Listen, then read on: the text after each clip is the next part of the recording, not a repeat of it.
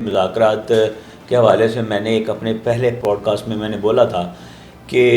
جو P T I کے یہ جو مذاکرات ہونے والے ہیں یہ اس کا اونٹ جو ہے کسی کروٹ نہیں بیٹھے گا، یہ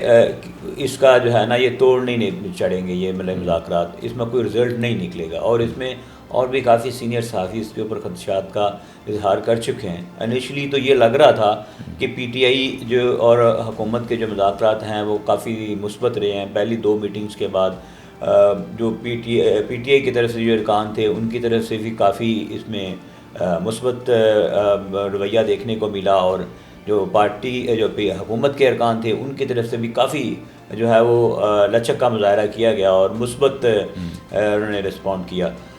پی ٹی آئی کی کمیٹی کو۔ لیکن اب جو ہے وہ میں دیکھ رہا تھا کہ کافی شکوک و شبہات کا اظہار کیا جا رہا ہے۔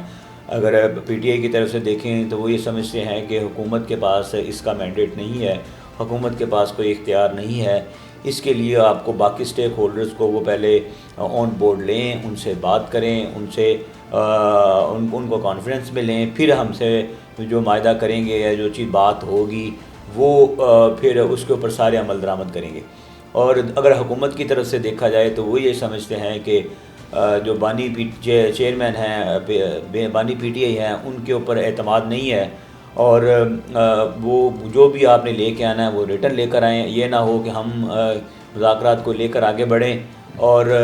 وربلی تو کل کو جو ہے پی ٹی آئی اس سے بیک فٹ پر چلی جائے تو اس سے جو ہے وہ کافی نقصان پہنچے گا۔ تو اس لیے حکومت چاہتی ہے کہ جو چیز ہو وہ ریٹن ہو اور وہ اس کو پین ڈاؤن کیا جائے تاکہ کل کو کوئی مکر نہ سکے۔